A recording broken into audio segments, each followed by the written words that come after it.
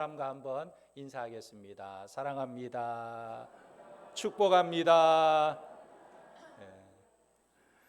오늘 말씀은 성도에 합당한 생활이라는 제목으로 말씀을 전합니다. 조선공주실록이라는 책이 있습니다. 그 책을 이렇게 소개하면서 이런 제목이 달려 있었어요. 극적인 삶을 강요당한 왕의 딸들. 이런 제목이 있는 것을 보고 궁금해졌습니다. 왕의 딸들이 도대체 어떤 삶을 살았을까? 무슨 내용일까? 궁금했어요. 왜냐하면 우리가 인생을 살아오면서 한 번쯤은 이런 생각을 해보지 않았을까? 내가 만약에 고관대작이나 왕의 자손으로 태어났다면 지금 어떻게 살고 있을까? 여러분 그런 생각 한 번쯤은 해봤겠죠? 그래서 그 내용을 한번 살펴보니까 어떤 내용이냐 하면 조선 왕조 518년 동안 공주가 총 38명, 후궁에서 태어난 옹주가 78명이었습니다. 총 116명이었어요. 그런데 그들의 삶을 이렇게 살펴보니까 대부분이 다 행복하지 못했다는 것입니다. 대표적인 예로 태종을 보면 자기 딸 정선공주와 춘천 부사의 아들 이속과 결혼을 시키려고 하자 예상 밖으로 이 이속이 자기 아들을 왕의 사위로 줄 수 없다고 거절을 하는 것입니다. 그래서 태종이 이속의 간직을 박탈하고 재산을 몰수해 버렸는데, 그리고는 이 정선공주를 영의정의 손자인 남이와 결혼을 시켰어요.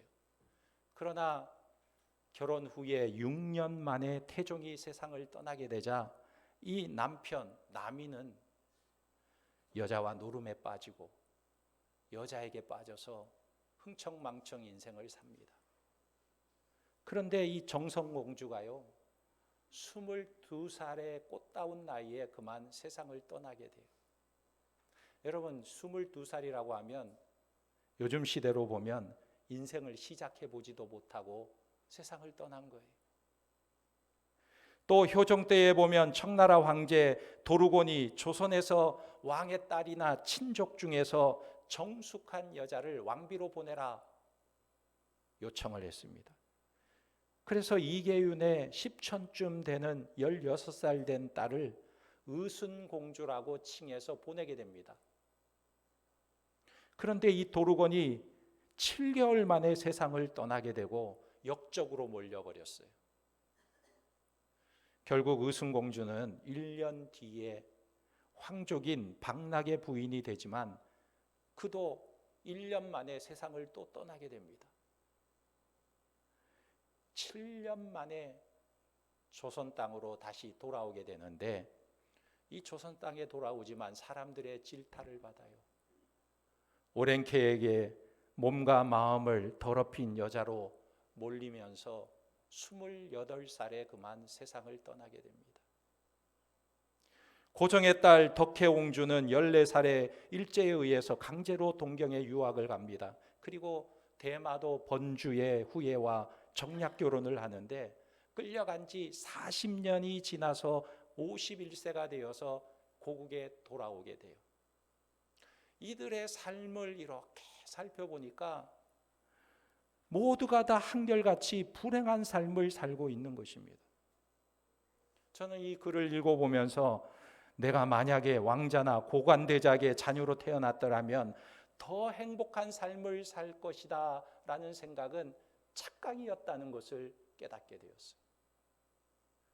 왕의 자손이 된다고 해서, 고관대작의 자손이 된다고 해서 반드시 행복한 것은 아니라는 사실입니다.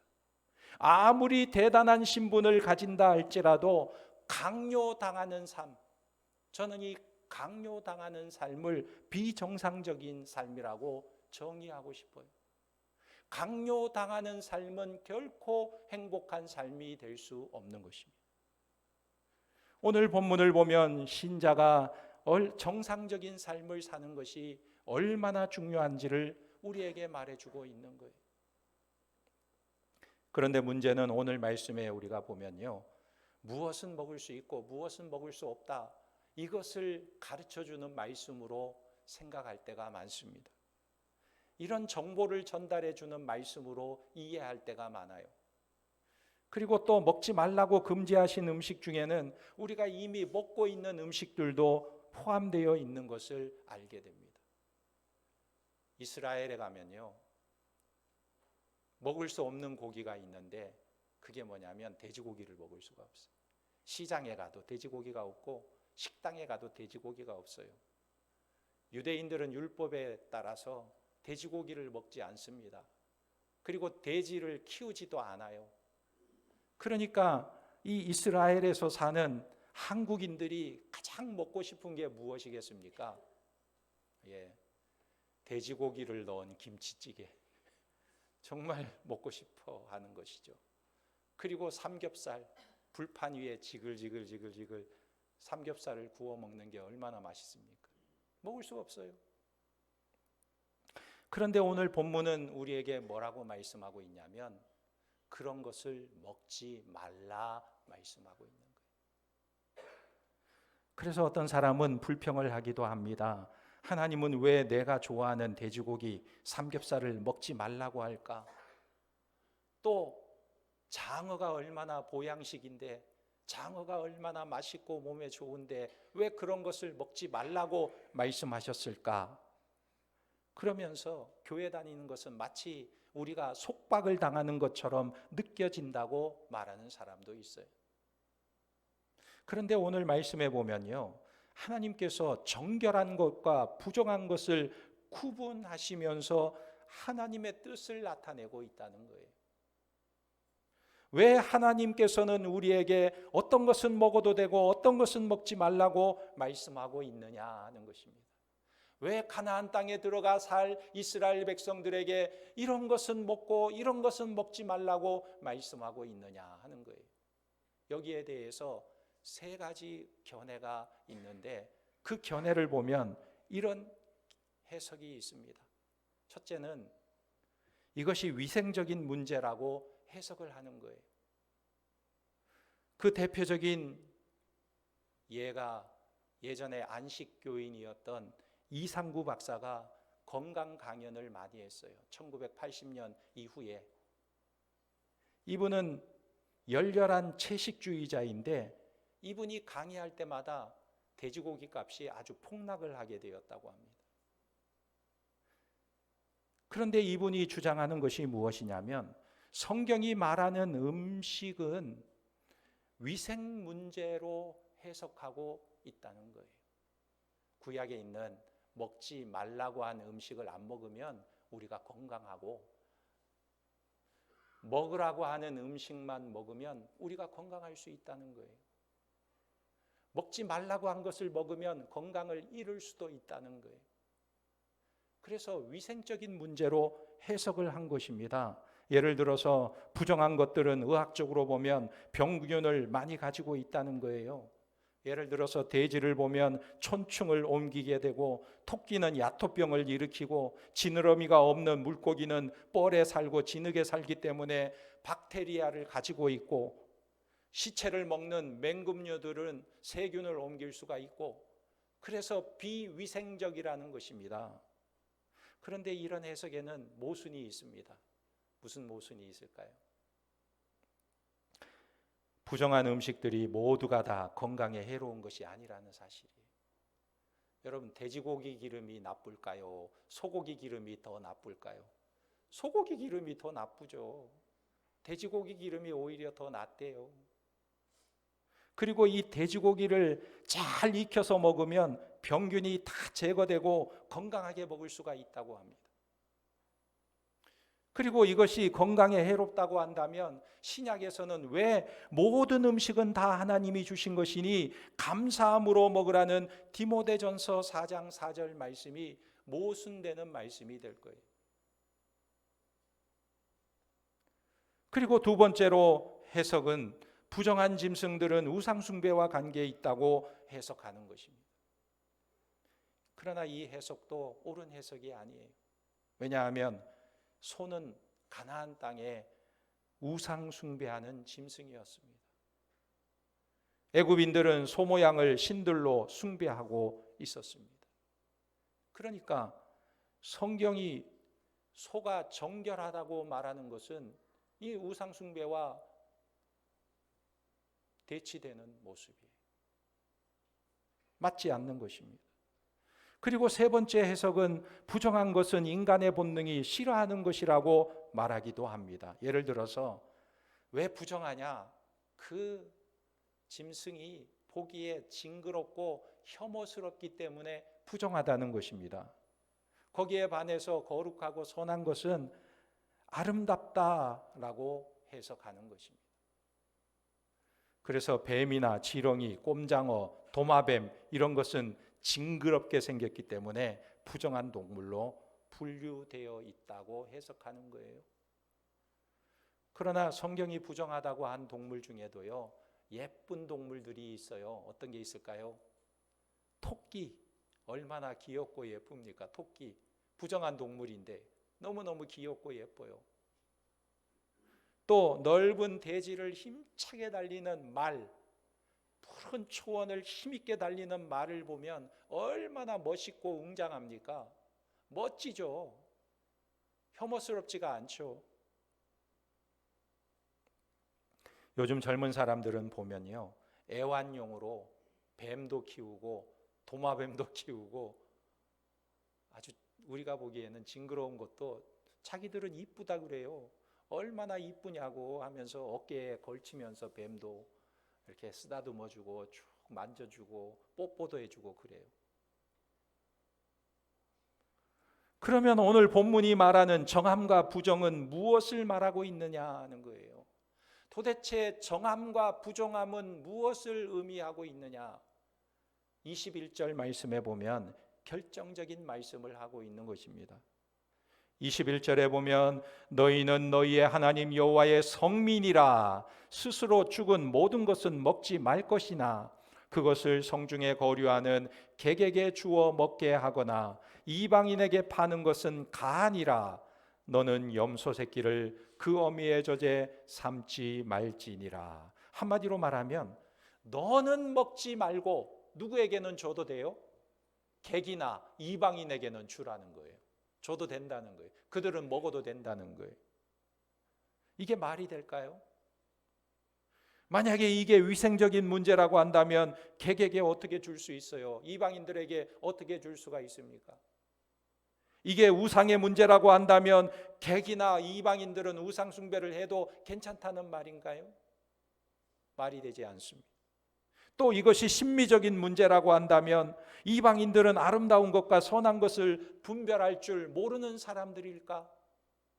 그렇지 않다는 거예요. 결국 이 모든 해석은 다 정답이 아니라는 것입니다. 그러면 오늘 이 말씀을 통해서 하나님께서 우리에게 부정한 것과 정한 것을 구별해 주신 이유가 무엇이냐는 거예요. 오늘 본문 말씀을 잘 살펴보면 공통된 점이 한 가지 나타나고 있는 것입니다. 그것이 무엇이냐면 정한 짐승과 부정한 짐승을 나누는데 한 가지 초점이 있다는 거예요. 그것이 바로 정상과 비정상을 말하고 있는 거예요. 이게 정상적이냐, 이게 비정상적이냐, 이것을 말하고 있다는 거예요. 예를 들면 육지동물이나 물고기나 공중의 새들은 다 각각 독특한 이동 방식이 있습니다. 새는 어떻게 이동합니까? 두 날개로 이동해요. 또 물고기는 어떻게 이동합니까? 지느러미로 헤엄쳐서 이동하는 거예요. 육지동물은 달리기 위해서 굽이 있습니다. 그래서 발굽이 있어서 육지를 힘차게 달릴 수가 있는 것입니다. 그런데 이 경계를 위반한 동물들이 부정한 동물로 간주되고 있는 거예요. 다시 말해서 정상적이지 않다는 거예요.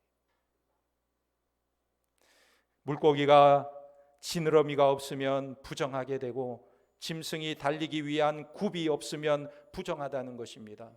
사람이 죽은 시체를 만지면 부정해지듯이 맹금류가 시체를 먹게 되면 부정한 짐승이 되는 것입니다. 그래서 우리는 본문에서 세 가지 단어가 등장하게 되는데 이 세 단어를 보면서 잘 구분할 줄 알아야 되는 거예요. 무엇이냐면 세 단어가 등장하는데 뭐가 등장하냐면 정결, 부정, 그리고 거룩. 그래서 이 단어를 우리가 어떻게 생각해야 되냐면 정결을 가운데다 두고 정결, 여기서 더러워지면 부정하게 되는 거고 이 정결에서 하나님께 드려지면 거룩이 되는 거예요. 정결에서 더러워지면 부정이 되는 거고 부정에서 깨끗해지면 정결이 되는 거고 정결에서 하나님께 드려지게 되면 거룩이 되는 거예요. 그래서 거룩한 것을 속되게 하면 부정이 되는 게 아니고 정상적인 것, 평범하게 되는 거예요. 그러나 정결이 더러워지면 부정하게 되는 것입니다. 그래서 오늘 본문은요, 무엇을 말하고 있냐면 이게 정상이냐 비정상이냐 이걸 말하고 있는 거예요. 결국 하나님께서 이스라엘에게 요구하고 있는 것이 무엇일까요? 너희가 가나안 땅에 들어가게 되면 그곳에서 정상적인 삶을 살라. 하나님의 백성으로서 정상적인 삶을 살라고 말씀하고 있는 것입니다. 새는 새다워야 정상이고 동물은 동물다워야 정상이고 물고기는 물고기다워야 정상이듯이 사람은 사람다워야 정상이라고 하나님께서 말씀하고 있는 것입니다. 그래서 오늘 본문은 우리에게 지금 무엇을 묻고 있냐면 내가 사는 모습이 지금 정상적이냐 묻고 있는 거예요. 내가 살고 있는 모습이 정상이냐 비정상이냐 묻고 있는 것입니다. 지난주에도 말씀드렸지만 내 인생의 제목 달기라는 책에 보면 스위스 시계 회사에 대한 이야기가 소개되고 있습니다. 스위스의 SCI사가 세계 최초로 전자시계를 개발하게 되었습니다. 그래서 스위스 사람들이 그 시계를 구경하면서 이렇게 말하는 거예요.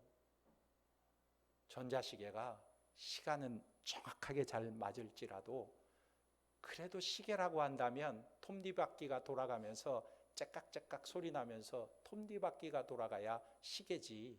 이렇게 말하는 거예요. 전자시계는 시계 같지 않다는 거예요. 시장의 반응이 그렇게 나오자 스위스 회사들은 시계에 대한 정의를 이렇게 내렸습니다.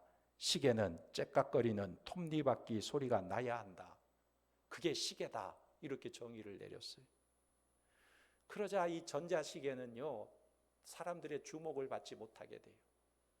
그때 마침 일본 기업이 스위스에 왔다가 전자시계를 보게 됩니다. 그리고는 이 시계에 대한 개념을 다시 정의하게 되었어요. 일본 사람들이 뭐라고 정의하게 됐냐면 시계는 시간을 정확하게 맞추는 도구다. 이렇게 정의를 내린 거예요. 그런 맥락에서 100분의 1초까지 정확하게 측정 가능한 전자시계가 진짜 시계라고 저들은 생각하고 전자시계를 막 개발하기 시작했어요.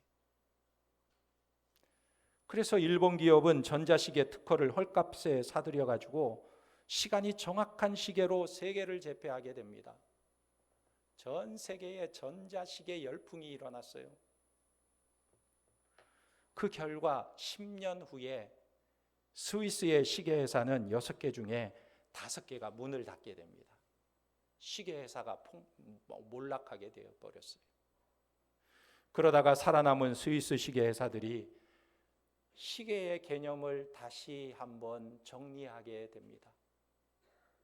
뭐라고 정하냐면 시계는 패션이다 이렇게 정했어요. 시계는 패션이다. 그러니까 정교한 톱니바퀴를 만드는 기술보다 디자인에 더 집중을 하게 되었습니다. 재밌는 것은요, 시계가 패션이 되면서 정확도를 자랑하던 일본 시계가 이때부터 싸구려로 전락하기 시작한 거예요. 그래서 요즘 전자시계가 얼마나 싼지 제가 예전에 몇 년 전에 우리 아들이 군대 간다고 그래서 시계가 필요하다고 그래서 전자시계를 사려고 이마트에 갔더니요, 5천 원부터 2만 원 사이에 삐까번쩍한 전자시계 마음껏 고를 수가 있더라고요. 얼마나 저렴한지. 그러니까 시간만을 위한 시계는 쓸모 없어지게 된 것입니다. 그럼 시계가 시계답다는 것은 무엇일까요?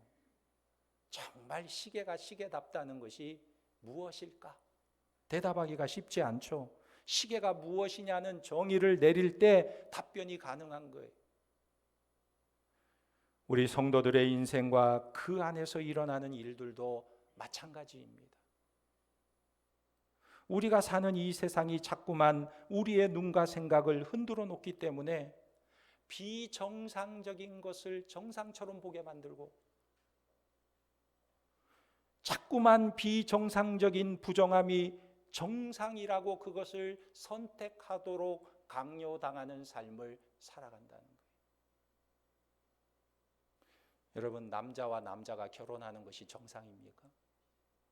여자와 여자가 결혼해서 가정을 꾸리는 게 정상입니까? 남자 아빠라 부르라 하고 한 남자 엄마라 부르라 하는 게 정상일까요? 아이가 태어나면서부터 자라면서 자기의 정체성에 대해서 나는 여자일 수도 있고 남자일 수도 있다, 이런 생각을 갖고 사는 게 정상입니까? 나는 멀쩡하게 남자인데 내 생각은 나는 여자라고 생각이 들어 하면서 여탕에 들어가려고 하면 정상일까요? 제가 여탕에 들어가려고 하면 뜯어 좀 말리시기 바랍니다. 그런데 그렇게 막으면 법적으로 안 된다는 거예요. 어떤 나라들은. 내가 남자같이 생겼어도 나 여자다 그러면 여탕에 들어가게 해줘야 된다는 거예요.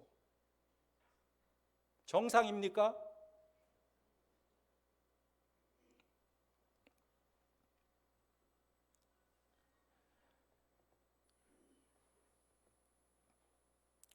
우리는 성도로서 이 땅을 살아가면서 비정상과 정상을 구별하고 거부할 줄 아는 삶을 살아야 한다는 거예요.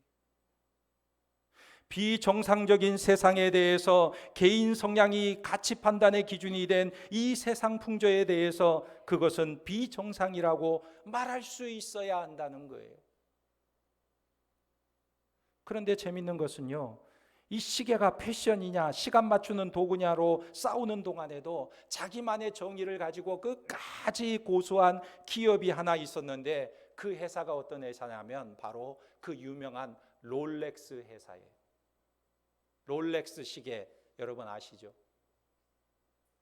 이 롤렉스는요, 시계에 대한 정의를 이렇게 내렸습니다. 시계는 보석이다, 이렇게 정의를 내렸어요.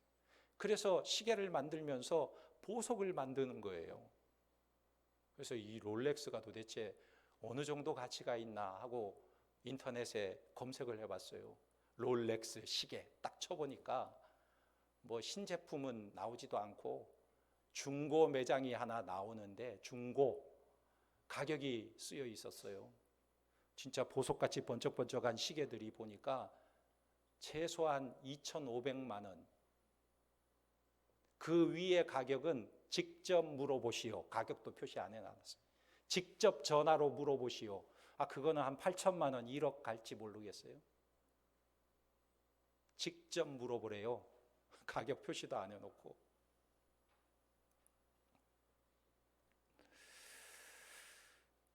여러분, 이 롤렉스 회사는 세계 시장이 어떻게 돌아가든 관심이 없었습니다. 왜냐하면 자신들이 지금 만들고 있는 것은 보석이기 때문에 시계에 대한 정의를 그렇게 내리고 그것을 만드는 데 집중하고 있었던 거예요.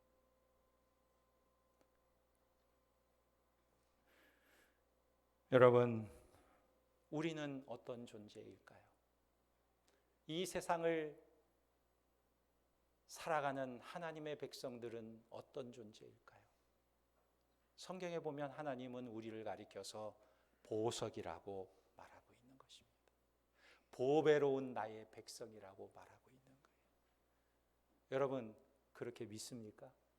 여러분들은 어떤 존재일까요? 보배로운 존재라는 거예요.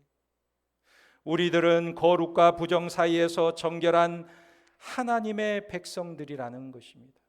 과거에는 부정한 짐승처럼 하나님 앞에 부정한 죄인이었지만 이제는 예수 그리스도의 십자가의 피로 씻어지고 정결하게 된 하나님의 거룩한 백성들이라는 사실. 그렇다면 이제는 다시는 우리가 부정한 삶의 자리로 돌아가지 말아야 한다는 거예요. 여러분, 예수 그리스도의 보혈의 피로 정결하게 되었습니까? 정결케 됨을 믿습니까? 그렇다면 정결에서 부정으로 가서는 안 되는 거예요. 정결에서 비정상적인 삶으로 가서는 안 되는 거예요. 정결에서 어디로 가야 됩니까? 거룩으로 가야 되는 거예요. 하나님 앞에 드려지는 인생이 되어야 하는 것입니다. 고린도전서 10장 23절에서 31절에 보면 모든 것이 가하나 모든 것이 유익한 것은 아니요 모든 것이 가하나 모든 것이 덕을 세우는 것이 아니니 누구든지 자기 유익을 구하지 말고 남의 유익을 구하라. 무릇 시장에서 파는 것은 양심을 위하여 묻지 말고 먹으라. 이는 땅과 거기 충만한 것이 주의 것임이라. 30절에 만일 내가 감사함으로 참여하면 어찌하여 내가 감사하는 것에 대하여 비방을 받으리요. 그런즉 너희가 먹든지 마시든지 무엇을 하든지 다 하나님의 영광을 위하여 하라. 할렐루야. 하나님의 영광을 위하여 사는 자들이 거룩한 삶을 사는 거예요. 하나님의 영광을 위하여 쓰임받는 자들이 거룩한 삶을 사는 것입니다. 정결에서 부정으로 나아가느냐 정결에서 거룩으로 나가느냐 선택은 우리가 해야 할 책임이요 사명인 것입니다. 그리고 그리스도의 능력이 바로 여기에 있는 것입니다. 여러분들의 삶에 거룩의 열매가 맺어지는 아름다운 삶이 되기를 예수님의 이름으로 축원합니다. 그래서 오늘 본문 말씀에 보면 성도로서 정결한 삶의 마지막 결론에 대해서 이렇게 말씀하고 있어요. 21절 하반절에 보면 너는 염소 새끼를 그 어미의 젖에 삶지 말지니라 그랬어요. 염소 새끼를 어미 젖에 함께 삶지 말라. 무슨 뜻일까요? 염소 새끼를 어미 젖에 함께 삶지 말라. 이것은 한마디로 말하면 긍휼을 말하는 거예요. 긍휼을 말하는 거예요. 긍휼한 삶을 살라는 거예요. 너희 삶이 이 세상에서 살 때 긍휼한 삶을 살라는 거예요.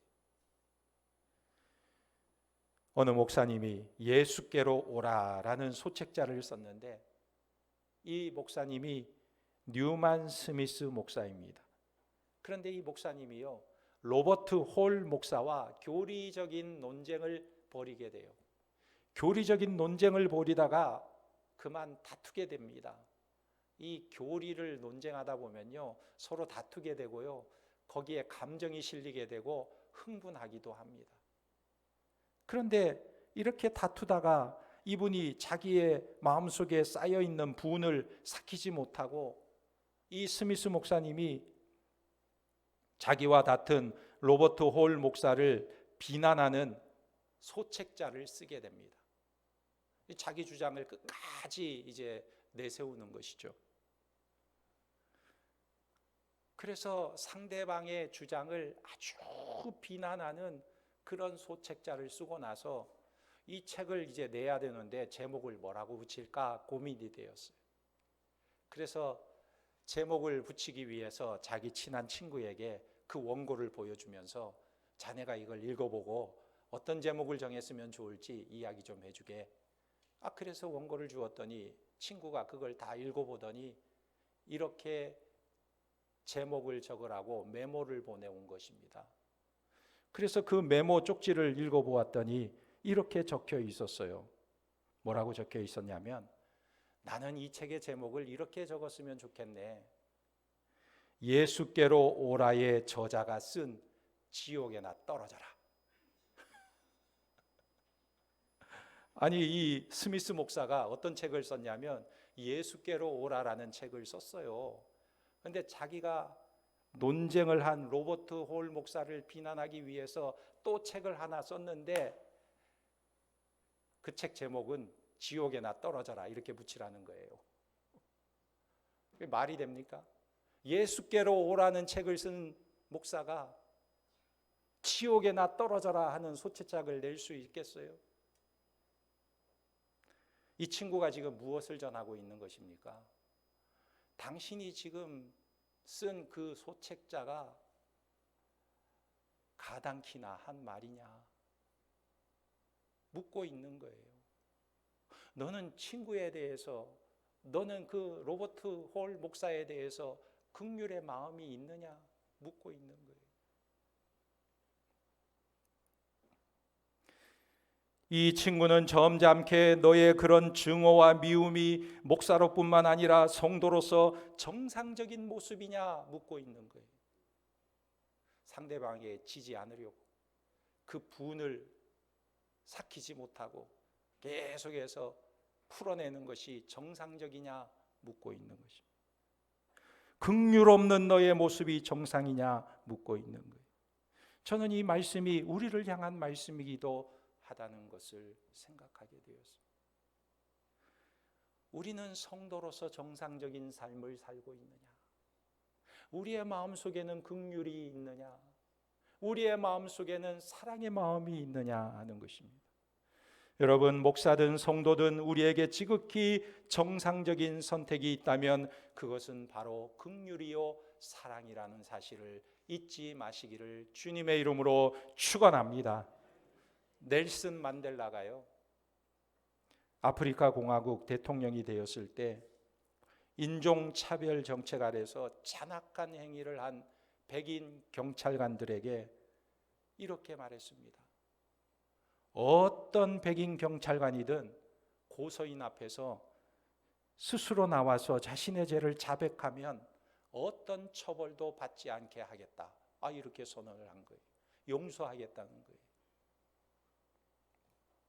그런데 하루는 한 노파가요, 그의 외아들과 사랑하는 남편을 잔인하게 살해했던 경찰관과 대면하게 되었습니다. 재판관이 그 경찰관에게 원하는 것이 무엇이냐고 묻자 그녀가 이렇게 말했어요. 비록 내게 이제 가족은 없지만 나누어 줄 사랑은 내게 아직 많이 남았습니다. 그러면서 그 경찰관을 바라보면서 이렇게 말했어요. 정기적으로 나를 방문해서 나를 자신의 어머니처럼 대해 줄 것을 요청합니다.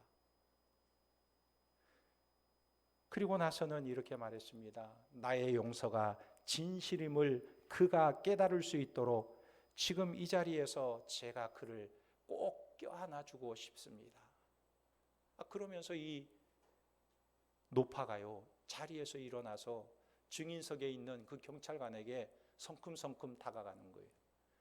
경찰관이 자기가 끔찍하게 살해한 그 가족들을 생각하면서 이 노파가 자기를 용서하고 자기를 어머니처럼 대해달라고 그렇게 말하는 그 사랑의 말을 듣고는 너무나 충격을 받아서 이 노파가 다가오는 순간에 그만 졸도를 해버려요. 기절해버려요.